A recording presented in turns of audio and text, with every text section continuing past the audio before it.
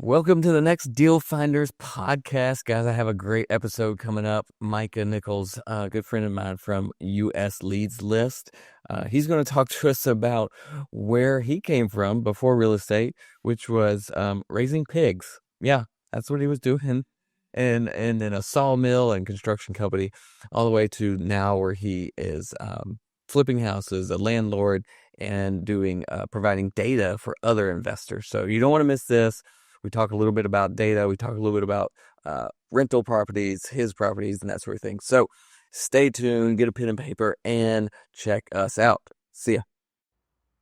All right, Deal Finders, we are back with another episode of our awesome podcast here, and I have a good friend, Micah Nicholes. Micah we were just talking about how cold it is where he is in Wisconsin, but this guy helps people do deals all over the country.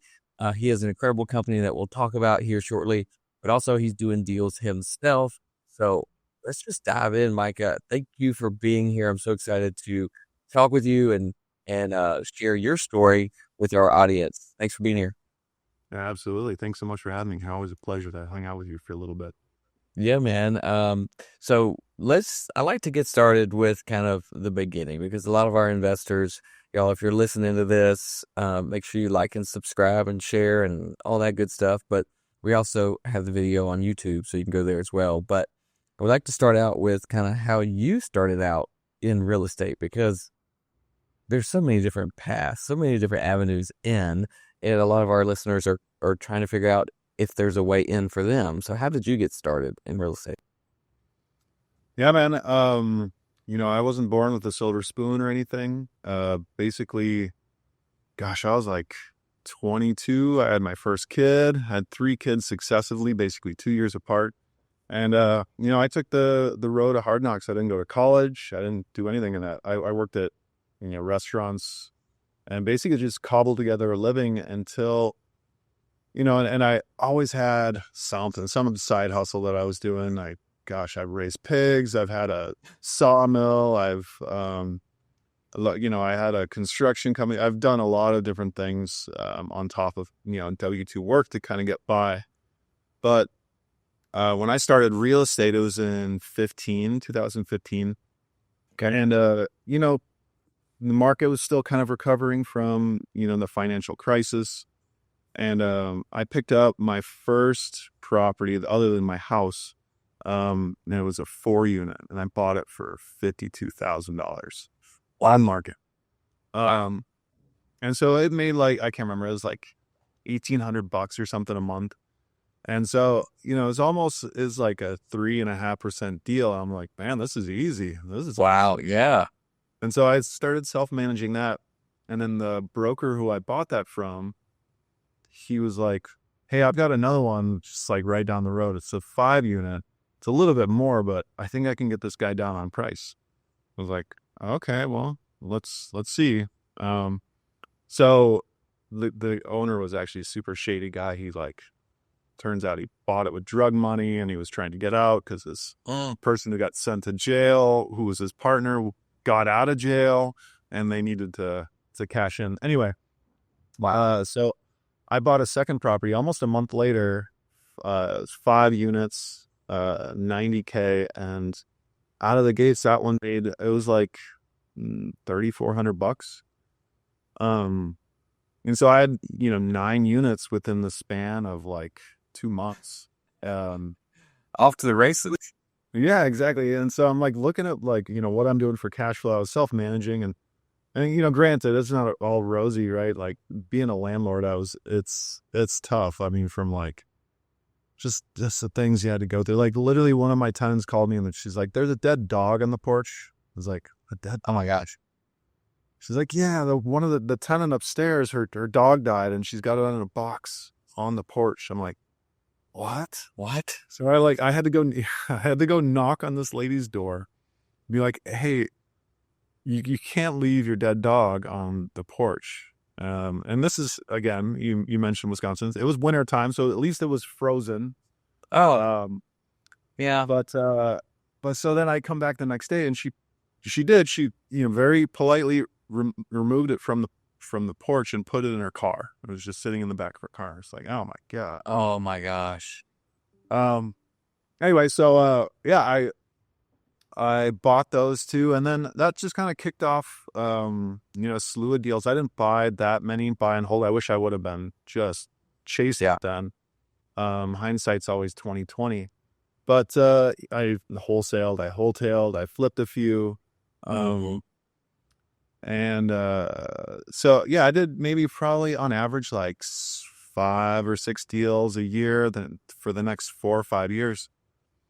And then COVID hit, or the beginning of COVID, and I did find a 12 unit. This I'm just sharing all if I'm talking too much about this, but okay, cool. No, So I found this 12 unit again, same broker that got those other, that I got those other 2 deals from.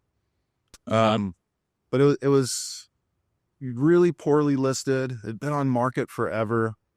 They're asking $530 or something like that. It made like $8,000 a month.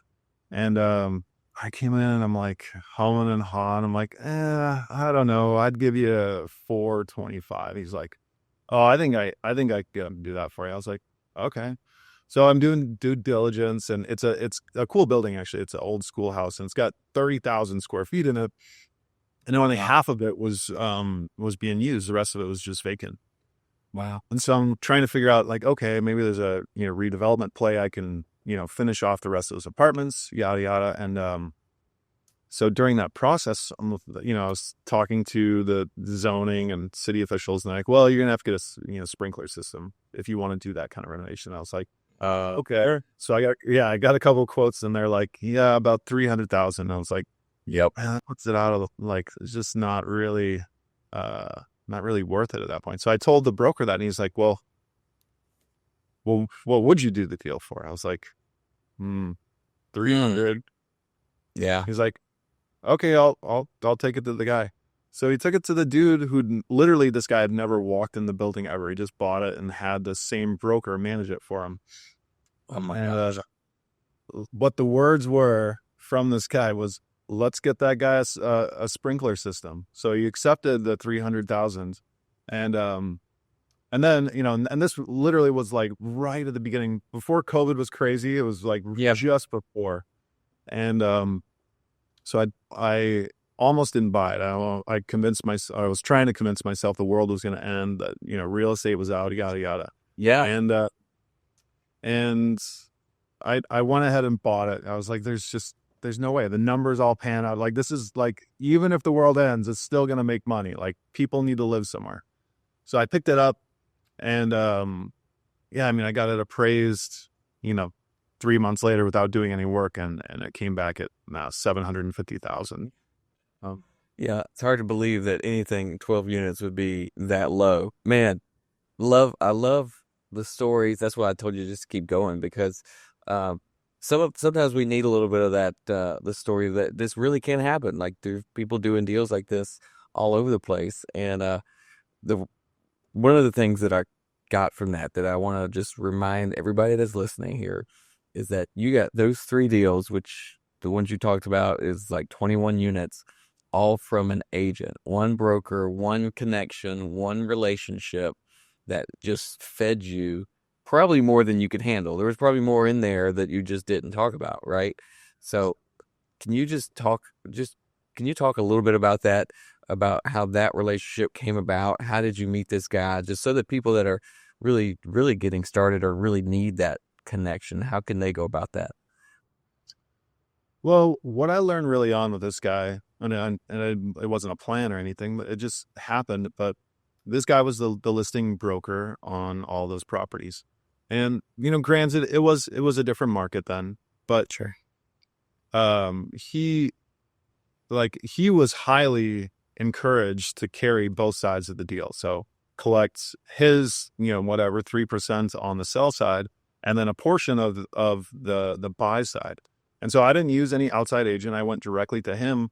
And basically, because he was so encouraged by that extra money, he would go back to the seller and he would negotiate for me. I wasn't even negotiating. It was him negotiating, and he had relationships with these people. They trusted him. They had faith in his process and ability as an agent.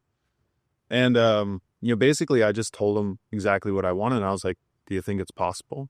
I'm just asking a good question, right? Yeah. Like, how can we do this?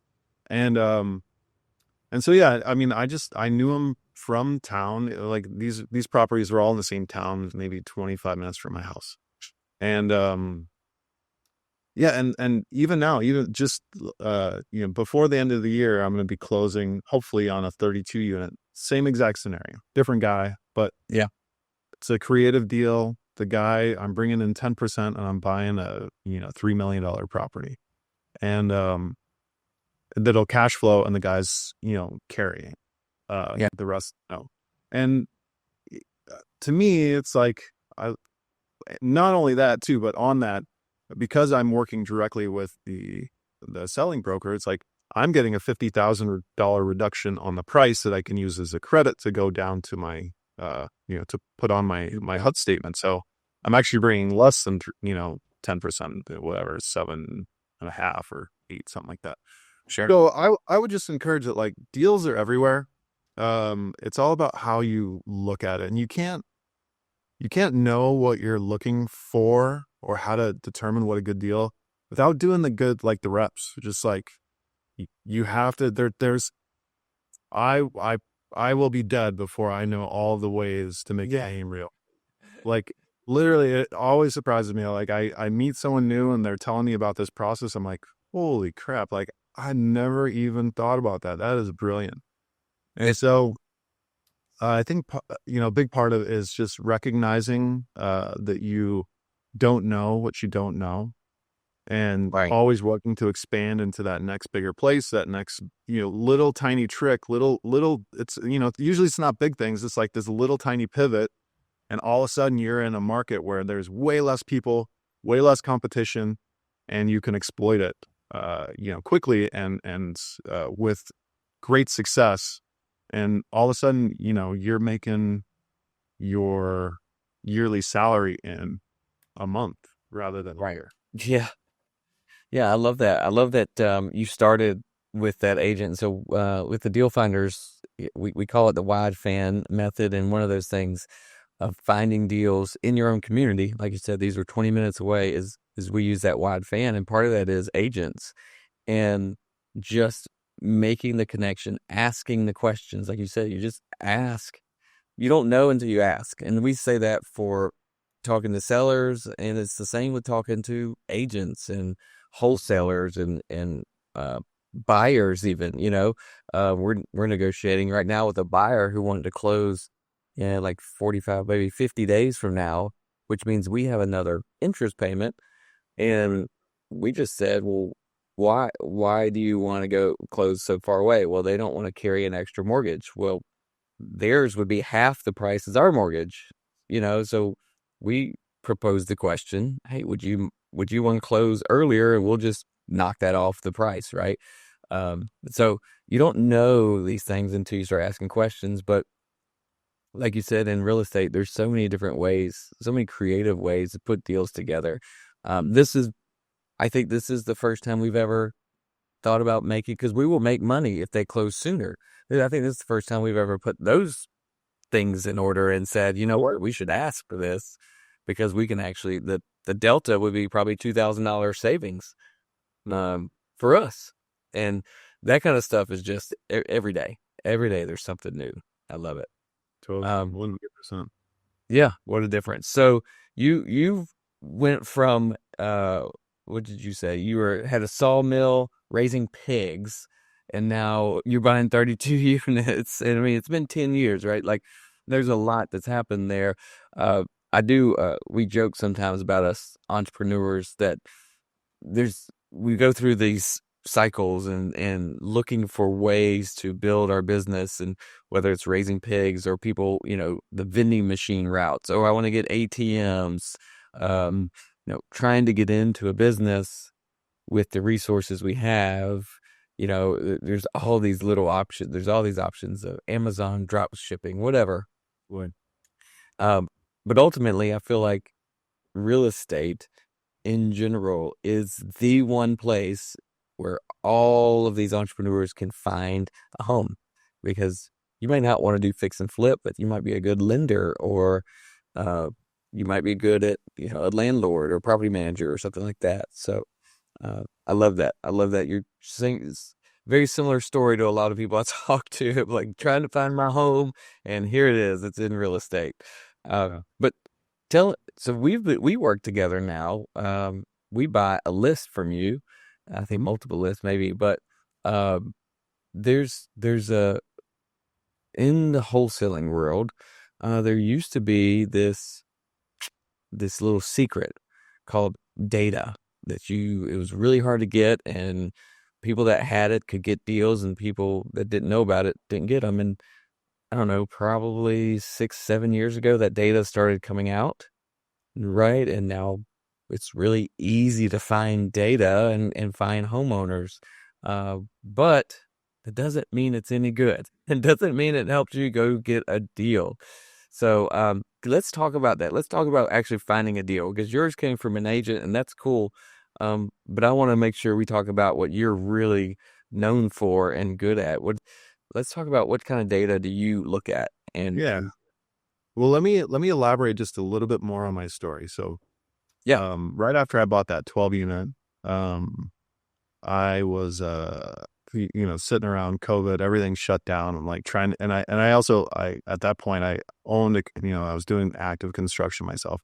mm, I hurt my back really bad. I was in bed for like 6 months, horizontal, just like, I don't know if, anyone listening's ever hurt their back, but, I thought it was a joke, all the old, careful with your back. And, I just remember sitting in my bed and I'm just, uncontrollably crying on my back because it hurts so, so bad. And, anyway, so I'm stuck there. I'm powerless. I've got, no means. I kind of pivoted. I was like, making, I set up this whole chain to like have custom hardwood floors made for people. So I was selling that, and, whatever. I was just doing whatever I could from bed. So I wasn't actually doing any of the work. And so like, that was a big pivot for me. I'm like, man, it's like, I don't have to be physically present to make this happen. I can do this from my bed in a decrepit state and still make money. yeah, And, so that got me thinking about business and like just making a big pivot because at this point, and even still, probably my like real estate cash flow doesn't cover all of my living expenses, but certainly it didn't back then. And so I'm like, all right, well, what if I bought a business? And, I had nothing but time. yeah, And then I started looking into it. I was like, man, this is crazy. The government's giving out just stupid money for people buying businesses. I don't know if they thought that was going to be the next black swan, business yeah. mergers and acquisitions were going to fail. Anyway, so I vetted probably, it was well over 100 companies, from my bet. I'm like, just trying to find something to kind of gravitate towards. And, I stumble across this listing. It's in the real estate space. And I'm like, that piqued my interest. I was like, okay, I like real estate. And then, mm, they're talking about this, data service, it's kind of data as a service for business. I'm like, well, that's really interesting. So I inquired, and over there's a little bit of feedback. I don't know if that's me or you. Okay, stop. All right. Yeah. Um, anyway, so over the next few months, I ended up buying this business. And that is USLeadList. And so, through that process, I had to sell those two first properties that I got to get the down payment and kind of tie everything together. And here I am. So it's cool because, I mean, real estate leveraged was my first business. It really, tangibly affected my net worth. And then I had to, divulge some, get rid of some to buy another business that put me in a much larger sphere of influence and control and power of how I got to use real estate as a tool. And now I get to work with other people and help them do deals, and I get to refine our own process to be better, accurate, all those things. And so, um, yeah, that was a cool process. SBA, getting an SBA loan is not for the faint of heart. If anything. No. But moving on, yeah. So basically, what we do is like we're really really good at one specific list, and it's called the inheritance list. Um, and inheritance, when I throw that term around, a lot of people get confused because it's pretty much most people's headspace go to, well, probate. And yeah, that's true, right? Inheritance, probate, they're just a short bridge apart. But it's a lot more broad than that. And most people, when they're talking about probate, like these are pretty time sensitive things. So like accuracy is really important, timing is really important, and just getting good quality input data, which I don't I don't know of any other company who's doing it as well as we are. And I don't, no, that's not to like to my own horn, but like I test because I want to know. I want to know if we're failing or not doing it as well as we could. And so what we're doing is, real estate and death. That's what we're aligning. And there's like kind of 4 separate things that come together in our list. So there's surviving spouses, there's pre-probate, trusts, and then interfamily transfers before the death. And so all those scenarios happen, and we're basing it, putting those 2 data points together, and then providing people a list, which we only sell a limited number of times in any given county across the U.S. Right. Yep. And I love that. I love that you have identified that niche and you said at the beginning, we're really good at this one list. Not to say that you have data for other things, but you have found that this is unique and not easy to come by, not easy to put all those data points together. As you mentioned, that you have to kind of coordinate it in a specific way. And so I agree that I don't know if anybody else is doing it as well. We have been shocked by what a old and list can do to you marketing wise. This year it's been a real eye opener. Not sure if we've just been lucky, in previous years or what, but this year, for those of you who don't know, what we're talking about as a list is basically you get a list of homeowner or property owners, names, address, whatever, that fall into a specific category that we can filter by. And so we've been sending mail to lists since 2018, and this is the first time where we've really seen it be not a good year at all. I mean, practically just paying for itself. So and that's all because of a bad data, just bad list. That, of course, we didn't find out till months later. But so how do you use that? And how do you say you work with other investors? I know obviously all across the country. How are you helping those investors use that data to then make revenue and make profit? Yeah. Well, I think the first part is like kind of keeping my own saw sharp. I'm out there, like I'm not just peddling something that I don't preach. And so I use a list. I use it here in the Madison Metro, kind of southwest corner of Wisconsin. And so I'm always trying to figure out how to get an advantage. That's what business is. How do you get a leg up? How do you get more opportunity than the next guy? And that's really why you make, these lists, is like you're trying to segment more need in that, with that specific list that you're creating, than just the broad market, so you can focus your opportunity. Yeah. And so, yeah, on my end, we provide this data. It's like a monthly subscription. You get it. It comes to your mailbox, and there's kind of 3 main marketing ways that you can reach out to it. The first is direct mail, which is my personal favorite, cold calling and texting. And the reason why direct mail is my favorite, it's just been my highest ROI channel. I make the most money there, and I like inbound conversations a lot better than outbound conversations. So just Agreed. Yeah. I like fulfilling someone's need. They're raising their hand saying, "Hey, yeah, can you help me?" And that's a much better starting point, I've found. Yeah. So, again, just to define that what that means, can you tell us what do you mean by inbound versus outbound? Yeah, so I mean, I think a better analogy is if you're out there, you're trying to you're trying to find a date with with someone, and you could go about that in a couple different ways. You could kind of sort of set the stage in yourself, make yourself look really appealing, dress nice, look sharp, be confident, be upright, and you could just be yourself and have this person be attracted to you. Or you could go up to every single person at the bar who you think is remotely attractive and say, hey, I'm really looking for a date, would you be interested in coming with me? And uh, I like that analogy because it's like we've all been part of that kind of dance in one way, shape, Yeah. or form. Yeah. And the who I would rather be, who I have a preference for, is like I want to be the comfortable guy who gets to be himself, gets to be relaxed. I'm not like trying hard. I'm just showing up when I need to, and I'm collecting the opportunity when it arises. Yeah.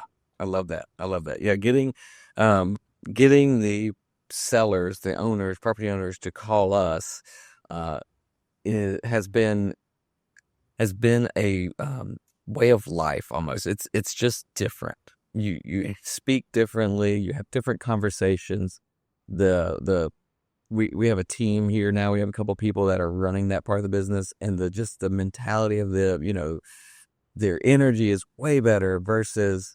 It takes a special person to do the outbound, to do the go up to everybody at the bar and ask for a date, or you're cold calling and cold texting, and you get told no a lot, and it's you got to have tough skin to do that. Yeah, So and don't get me wrong, because it works. I mean, I still do outbound, but I don't, not personally. I have other people do it for me, yeah, and then I collect their results.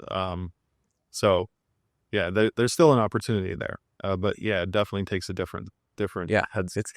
it's exactly it's a different mentality. It's a different you can't have the same people doing both, which is what we found in our business, is we kept trying to plug in people that would be on our team and do the outbound.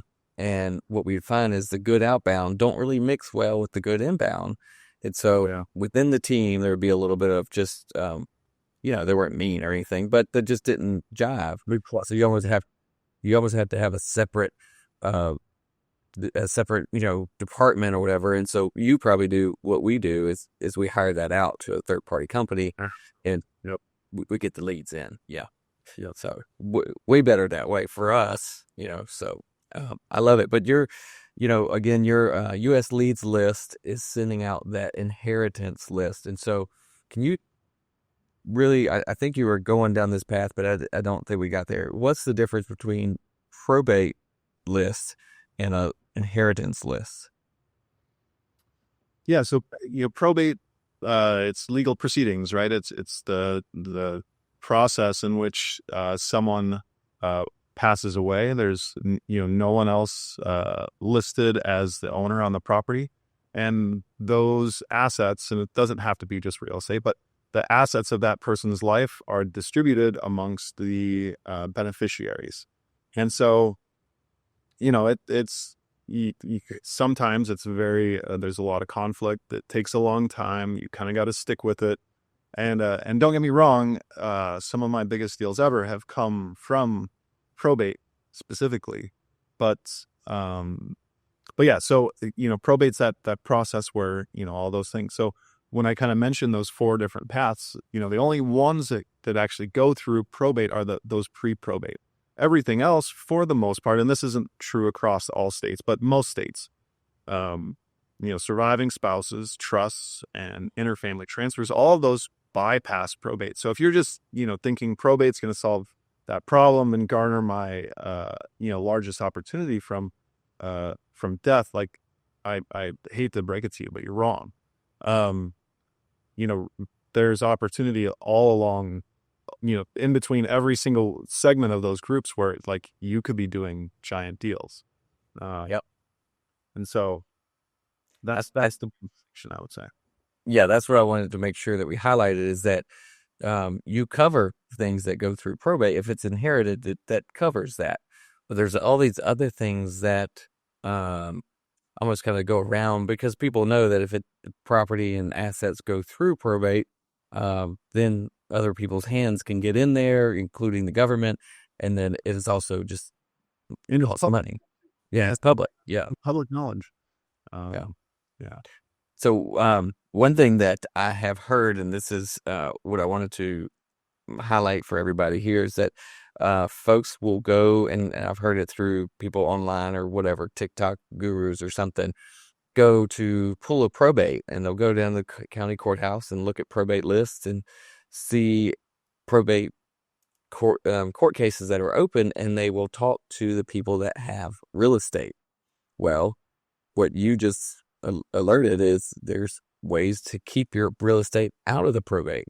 So if you're just doing that, you're missing out on all of those opportunities where someone has strategically moved the assets around through a trust, transfer, or like the spousal thing. So guys, just be aware that you don't want to eliminate 3/4 of your opportunity by just sticking with probate with real estate. So I love that. I would also say too, if you're going to do it, like, great, go down. There's still an opportunity. Go down to the probate office, grab that info, but just make sure that you're not chasing everyone equally, because there's, I don't know a percentage, but a good amount of them, there isn't any real estate involved. And so, yeah, you could be chasing a false positive and not know it until you've spent a bunch of time and money. But mostly time. It's like it takes a long time to kind of line those ducks up, get that person in front of you and have that conversation to get the real information. So if you're going to do that, go ahead and, use regrid.com. It's free. You can type in and search for someone, see if they own the property.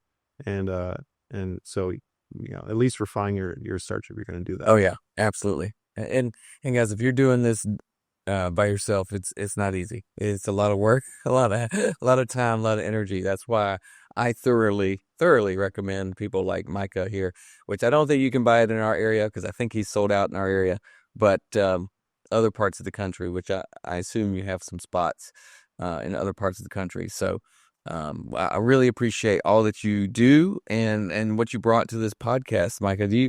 How would people, if they wanted to ask you questions about some of your deals or maybe some of your data, how would they reach out to you? Probably the best route would be just go on to our site, USLeadList.com, and fill out a quote. Just say you heard about me on a podcast, and otherwise, man, I'll drop my my work line here, 608-690-5005. Shoot me a text and see if this is something that kind of fits. Like, I don't know if you guys can tell, I'm pretty laid back. I don't hard sell. I want people who want to be my client and see the value in what we're doing. And so I look forward to any conversations that happen. I love it, Micah. I appreciate it so much. I'm gonna let you go, get back to that cold winter up there, and I'll hopefully we'll go outside and it's gonna be 60 or 70 degrees. Thanks for being here. I look forward to seeing you at our next mastermind event. And for all you guys listening and watching out there, don't let this be it. Stop consuming and start taking action. Go out there and be a deal finder today, and we'll see you on the next podcast. Bye. Thanks for listening to the REI Deal Finders podcast. You can find out more and apply to be a part of the REI Deal Finder community at reidealfinders.club.